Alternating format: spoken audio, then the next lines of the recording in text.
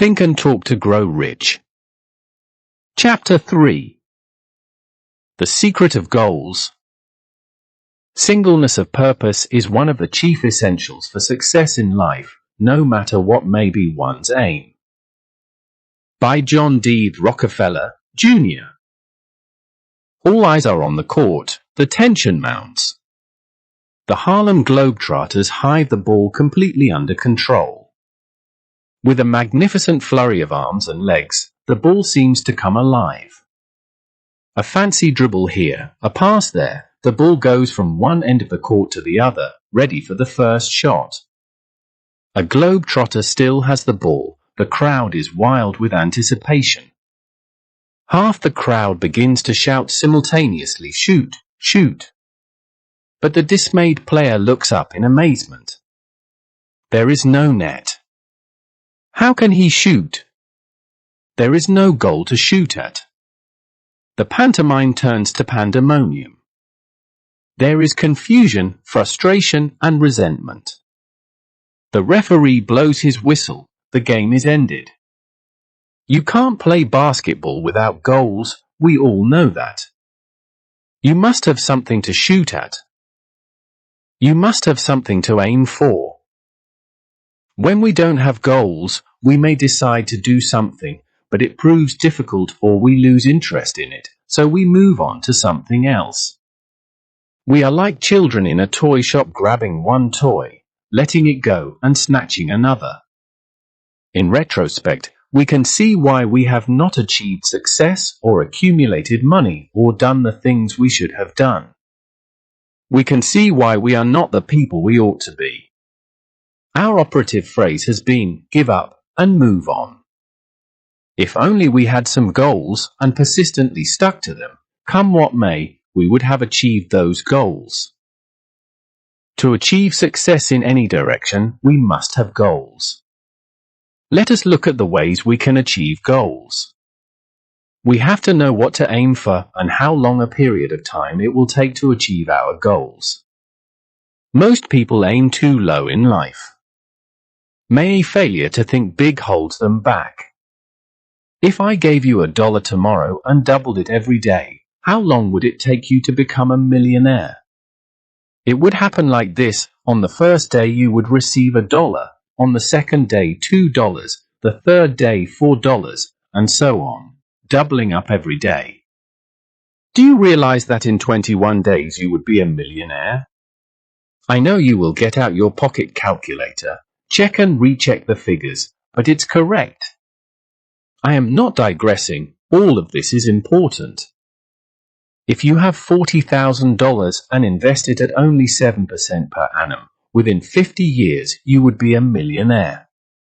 Get your calculators out again and don't forget that the interest compounds.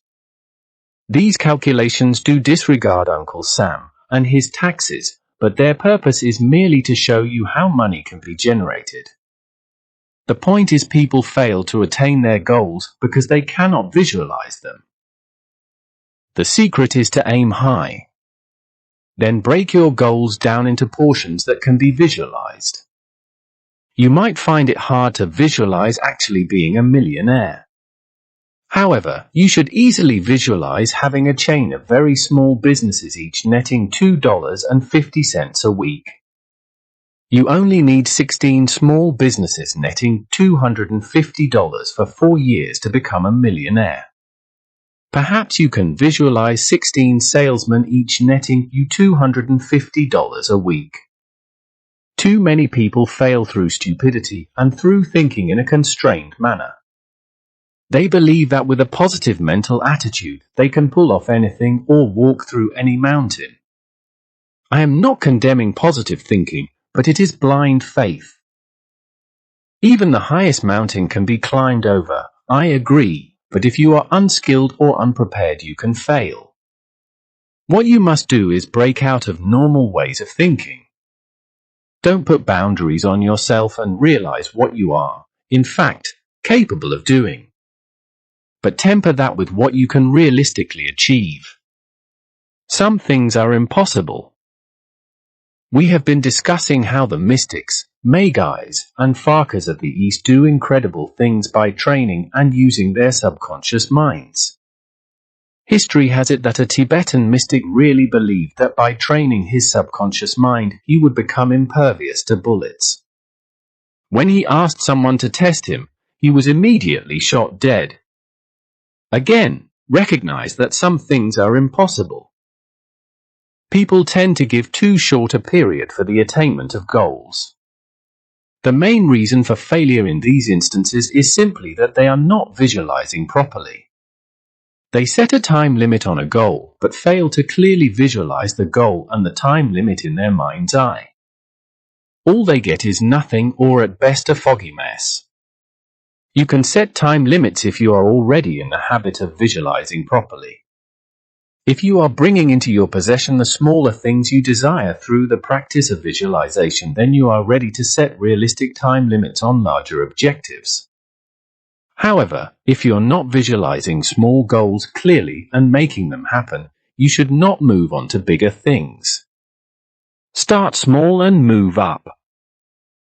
Because of the amount of research and study I have done in this field, I have had the happy experience of analyzing my own successes and failures. It became obvious that the times I succeeded were the times I was visualizing clearly. The times I had failed, I had not been visualizing clearly. All I was getting was a haze. It became apparent that it was not the goals or the time limits I had set myself that caused the failure, but the fact that I had not been visualizing them clearly, concisely, and regularly. The subconscious mind is phenomenally powerful, but nevertheless it still takes time to assimilate and compute its plans. It needs a 21-day gestation period for a start, and it is essential that there be no breaks in it. It's no good to visualize for 15 days and then miss a day. You would simply have to begin at the starting point again. Even when the 21-day period is complete, it is of the utmost importance that the visualizing is adhered to on the proper twice-daily basis. This 21-day gestation period has a firm basis in psychology. Ask anyone who specializes in behavior modification. They'll tell you it takes 3 weeks of concerted effort to break a habit or make something a habit. To visualize well, you must break down larger goals into parts you can comprehend. Hence, $1 million now becomes 1,000 envelopes, each containing $1,000. In your imagination, see the money, feel it, believe it is in your possession, supercharge the atmosphere with emotion. It will be yours. Deposit $10 in a new account, and when your statement arrives, neatly type in another 5 zeros to make it $1 million. Use this bank statement in what should be a twice-daily visualizing routine. Use every little trick you can to stimulate your powerful subconscious mind into creativity. Here is something from a Montaigne essay that tells the same story, Fortis Imaginatio Generac Casum. Translated, this means a strong imagination begets the event. When we examine it, we are not interested in earning a living. That really holds our interest from between 9 and 10 o'clock on Monday morning. No, we are interested in making a fortune, being someone, doing something extraordinary, and possessing fantastic things. The best way to bring all this about is to have a list of goals. You actually require 3 lists of goals. The first is a list of the smaller things you require right now. The second is a list of your main goals and ambitions, and your third list contains one item only, your definite chief aim. Let us say here and now that, once again, not thinking plays a large role in the organization of your list. Do not think whether or not you can acquire the goals of your desire. That is totally irrelevant. That you require and desire them is enough. Let's look at a chart of goals. You, of course, must decide what is to be on your own list. Until you can fill in all 3 categories, you are bound to fail. Until you can do this, you'll be like most other people. You'll go through life rudderless. Normally when people read or listen to an e-book, in fact any book, they tend to disregard charts. Perhaps they think that they will come back to them later. Pay attention to this chart. Fill it in with your own desires, goals, and ambitions. Don't read or listen to another page until you have done this. For example, things I want right now. My ambitious goals. My definite chief aim. Now think about what you want, what you really want, and fill in your own chart. Although you must think about what you want, you don't have to think about how you will achieve these goals. Because of the way the subconscious mind works, it needs repetition of mental images. I consider it essential to have a scrapbook with pictures of all your desires pasted in it to help you with your visualizing program. Do this in the same manner of the man who desires a new car of a particular make and looks at it in the showroom every day. He'll get the color brochure on it and study it every night. This man is bound to attain the car. However, the man who just occasionally wishes he had a nicer car but does not believe he possibly can or doesn't see it in his mind's eye will surely not attain it. Let us assume that one of the goals from your list is to own an expensive car. On the first page of your scrapbook, you must commit that goal to writing. Do it in the present tense and in detail. It must be an accurate description of what you want. Just writing down that you want a car is no good. The description should be something like, I own a brand new Rolls-Royce convertible with an 8-track stereo and magnesium alloy wheels. It is regal red with beige interior and complete with telephone, cocktail cabinet and television. If it is a Rolls-Royce you want, fine. If it is a Pontiac, Datsun or Mercedes you desire, write down its full description. On the page facing the description, paste a picture of the car of your dreams.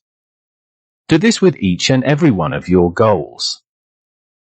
Now here is another secret. When you visualize the car, do not visualize the money aspect of it. The subconscious mind does not work like that. The business of the subconscious mind is to get you the car. It works like a computer. It analyzes all your experiences, knows your past, present and future, takes inventory of your assets or lack of them, notes your environs, plots, plans, and creates the things you will have to do to achieve your goals. The plan may or may not include parting with money. The subconscious mind may prompt you to do something or other that will bring this goal about. It may seem to you perhaps the most illogical or even the most miraculous way. You might find yourself in a situation where you are given your car, meet someone who can help you get it, or you might have to do some small thing that will cause the car to come into your possession with little or no effort on your part. But before all this, you must visualize clearly, with emotion, feeling and belief every night and every morning. Second, do not think about how you will achieve the objective during the rest of the day. Again, the subconscious mind needs no help from you in the creation of its plans. Visualize any goal you require, be it material possessions or an intangible achievement. Visualization is the key you must use to engage the powerful subconscious mind in successful creative operation. Visualization is cleverly encapsulated in this little verse. If you can see it, you can be it, I. If you can see it, you can do it, I. If you can see it, you can have it. When you visualize your Rolls-Royce, feel and smell the genuine leather interior, feel the grain of the walnut instrument panel, touch that smooth exterior, listen to that big V8 engine pull silently as only a Rolls-Royce can do, sit in it, drive it, see the car, feel thrilled that you are driving it, you must believe you own it. The powerful subconscious mind is bound by psychological law to provide a foolproof eureka. For its attainment, To reiterate, it is no good having a list of goals and reading them out like a parrot every night and every morning. That will achieve precisely nothing. The goals must be clearly and accurately written down in the present tense and visualized with emotion, belief, and feeling. Then you must not think about them until your next visualization session. Never worry that anyone else might beat you to your goals. This is a particularly common but unfounded fear. There is more than one of everything. Even if someone brings out an idea you have thought of before you do, there is no cause for concern. Competition only generates more business. The subconscious mind must be given time to assimilate the facts and your desires. Genius never hurries, and everything takes the time it takes. It's easy to become impatient as we wait for the subconscious mind to hand over its next illuminating plan or idea. You must be patient. Eurekas! From the subconscious mind are plans worth waiting for because they are always foolproof.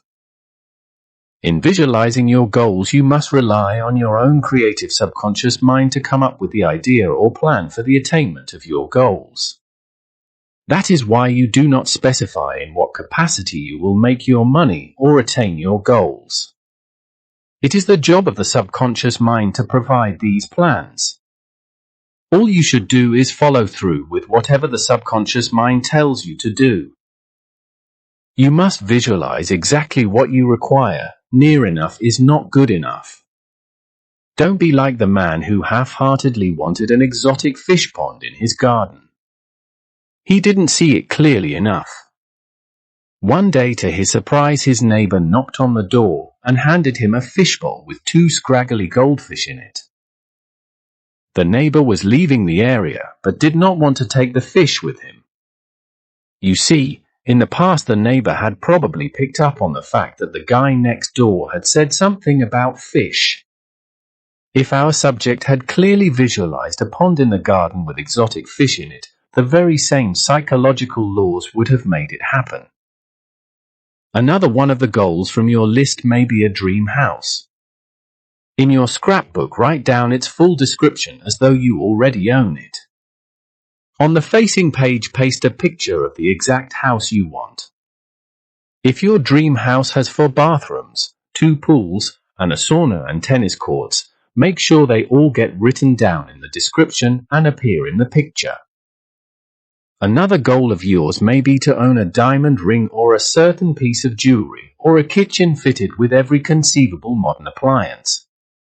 Write down full descriptions and paste the appropriate pictures on the facing pages. For the pictures, cut up mail-order catalogs, manufacturer's brochures, travel agency emotional material, photographs from magazines. Anything that clearly depicts what you want will do. It is important to have a complete written statement in the present tense and a corresponding picture in your scrapbook for you to visualize with. Here's another secret. Buy a little something for the goal you want to come about.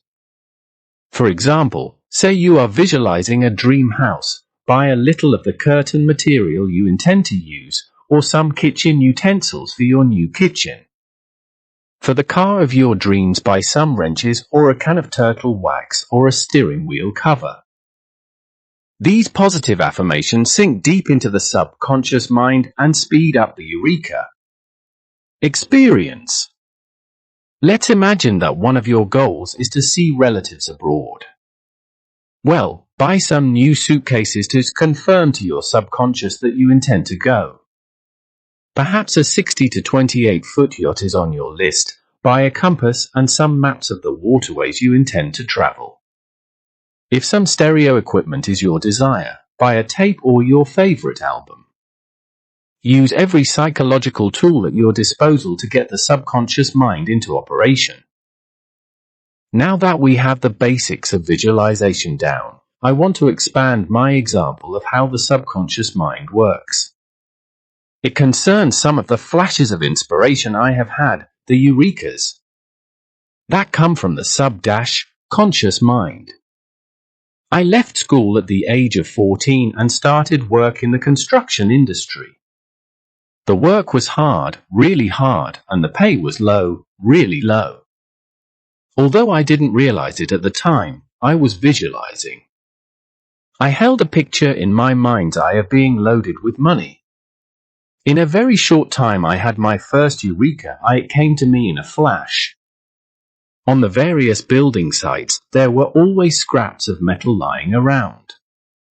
My brilliant idea was to regularly collect the scrap, which consisted of copper and lead pipes and brass water pump fittings. I began to sell the scrap, and in no time at all my revenue generated from the scrap business exceeded that of my weekly wage from the building trade. My hobby was racing motorcycles, and every evening I spent hours tuning and building racing engines in the silence and solitude of my workshop, which was in the depths of the countryside. You must understand that at that time I did not appreciate the significance of SSS or visualization. The construction work was literally killing me. Some of the prefabricated panels weighed over 250 pounds, and working with those every day was no joke. I still kept a picture in my mind's eye of being a successful and wealthy man. I had another eureka. That came to me while I wasn't thinking. I decided to quit working for the construction company that was employing me, go it alone, and collect all the profits for myself. I did this with great success, although the work was still as hard and heavy as ever, but at least the financial reward was my own. Perhaps I am a bit slow, but the significance of the circumstances in which I had had my flashes of inspiration, which occurred while I was getting periods of silence, stillness, and solitude, and because I was visualizing, still hadn't dawned on me. I enthusiastically carried on in the evenings in my quiet workshop when suddenly I had another eureka. This time it was a brilliant idea, and the course of my life altered dramatically as I followed it through. The idea was to quit the construction industry altogether and set up shop selling motorcycles. Although at the time I didn't understand the power of the subconscious mind, I did have an overwhelming gut feeling that I must go out and look for suitable premises. I knew intuitively that I would find just what I was looking for.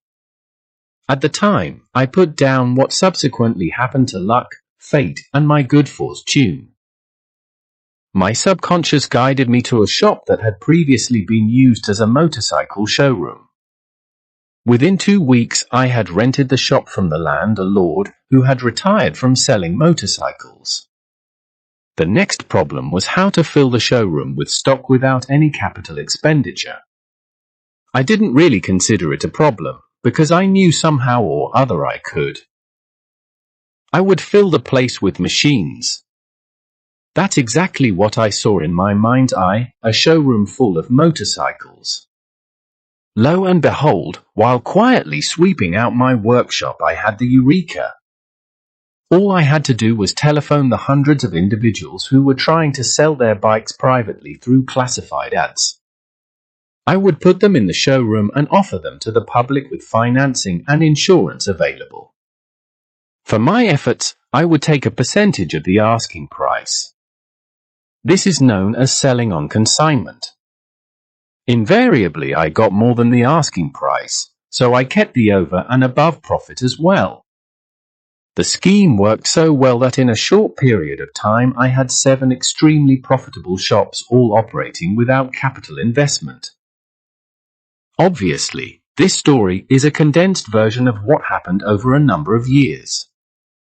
I don't want you to get the impression that eurekas come daily. What I do want to impress upon you is that if you visualize your desires and get periods of SSS, the eurekas will come along. All you have to do is follow them through to their logical conclusion. At the time I had the motorcycle shops, I began to diversify vast amounts of money into many projects. Unfortunately, things began to go wrong.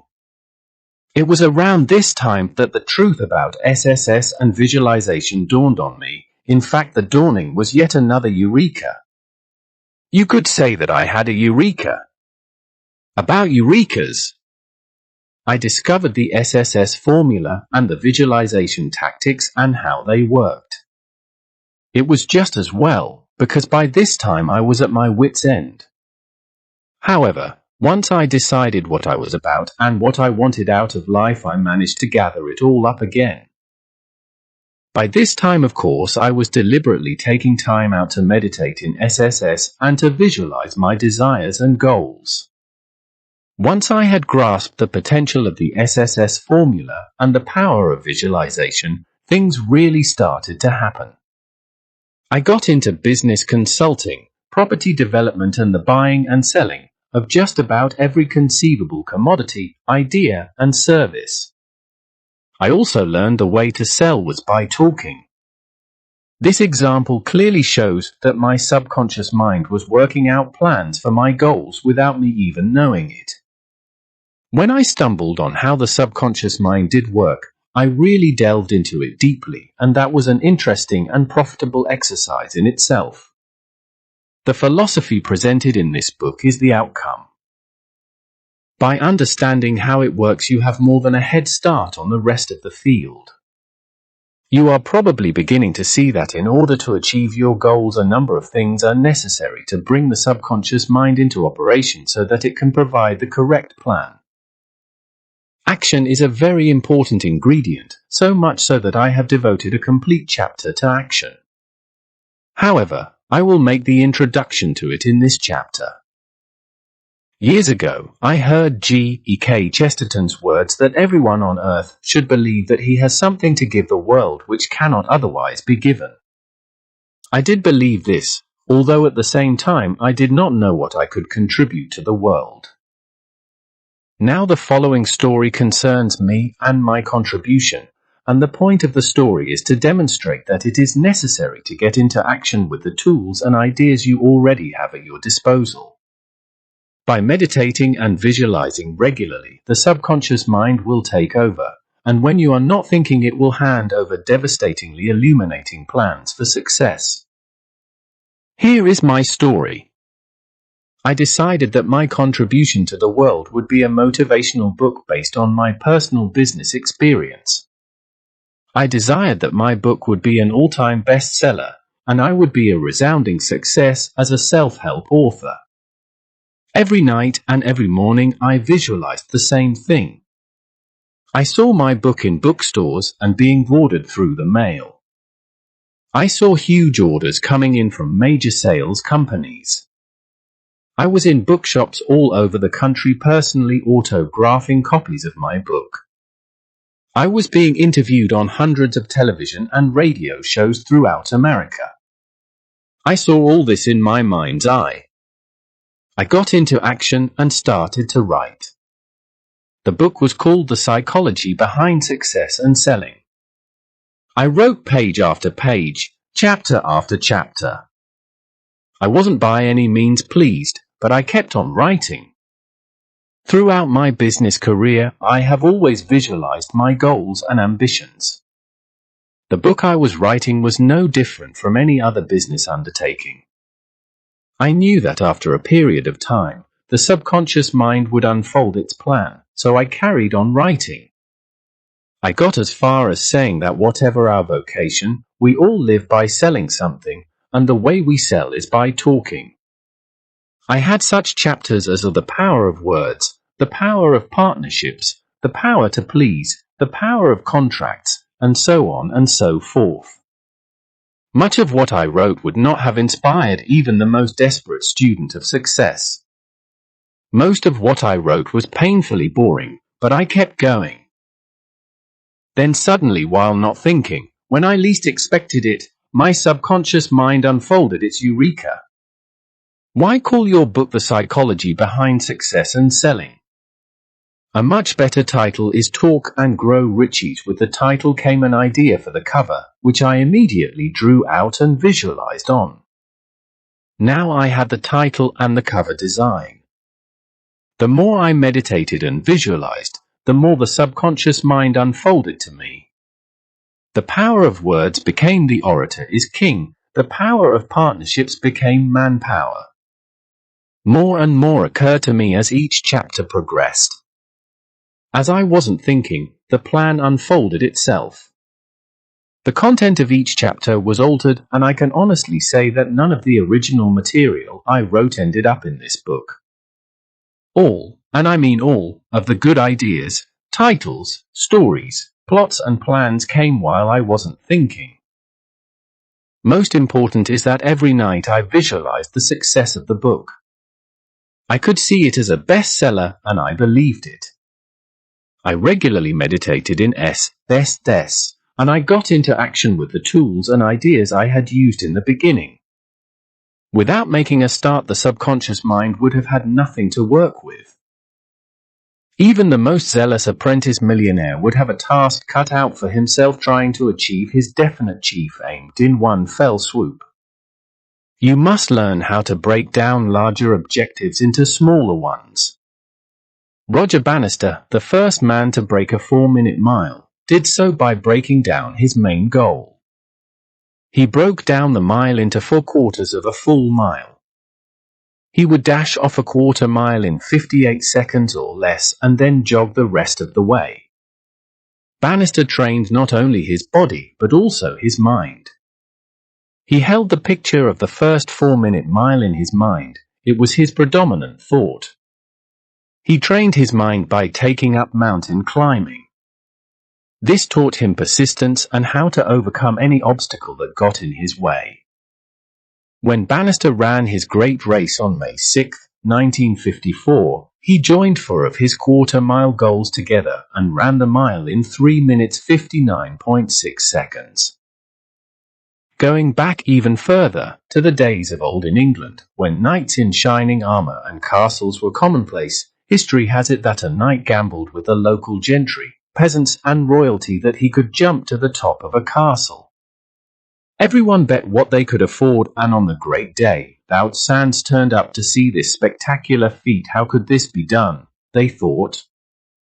Witchcraft, sorcery, magic? The knight was ready, his armour glistening in the sun. He placed his 2 feet together and jumped 1 step at a time right up the spiral staircase to the top of the castle.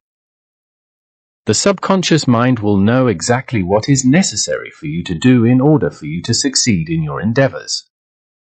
Providing that you take time out in SSS for meditation and regularly practice visualization, the subconscious mind will, step by step, reveal the plan in order for you to reach your goal.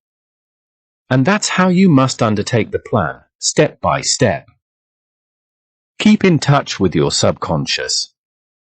Now that you are visualizing regularly and getting daily periods of SSS, the subconscious will tell you many things.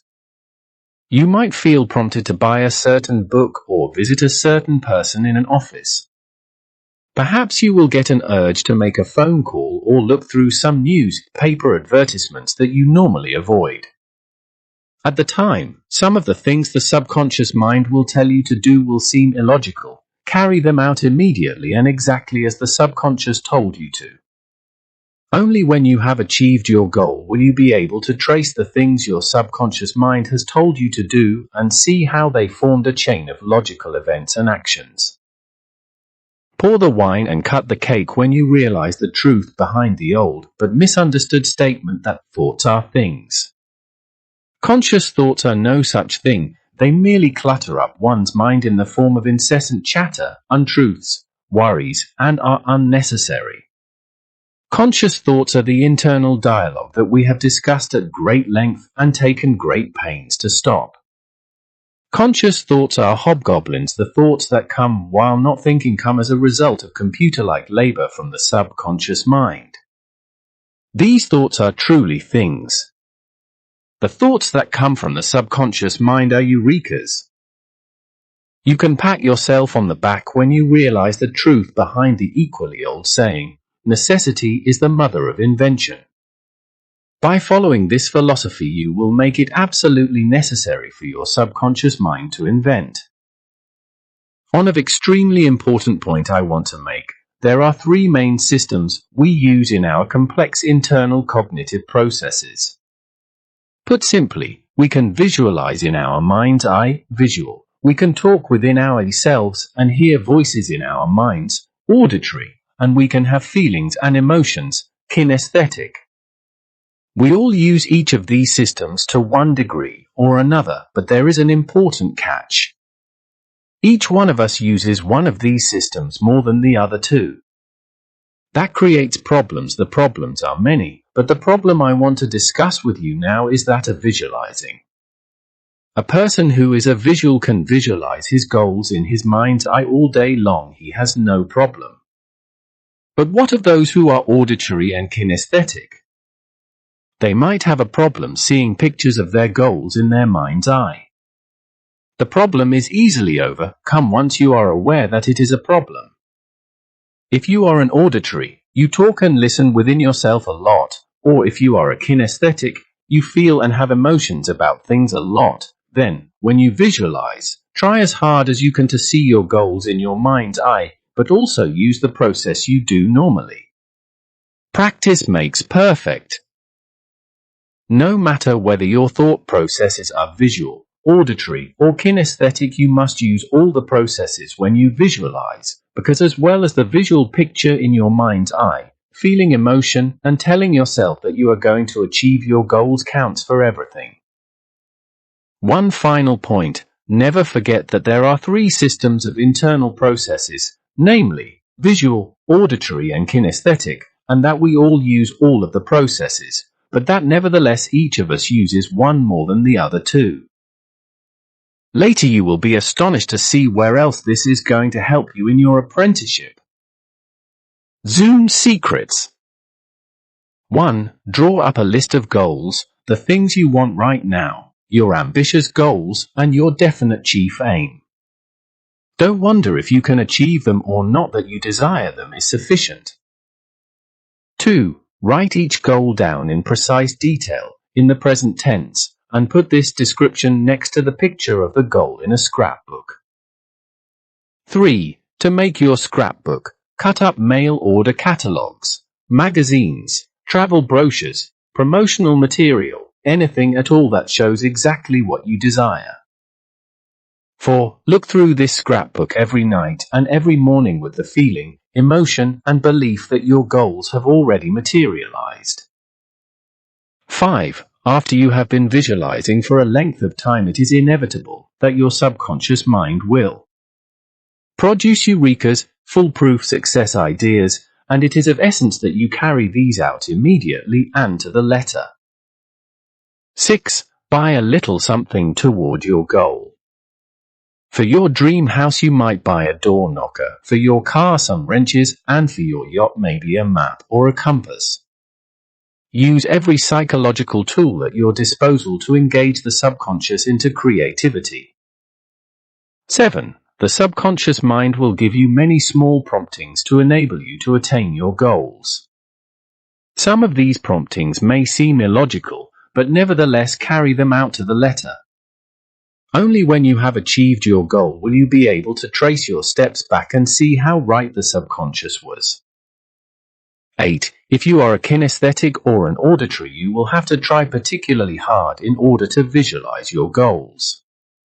Use your own system as well. Practice makes perfect. Thanks for watching and listening, and come back soon for Chapter 4. Talk and Grow Rich.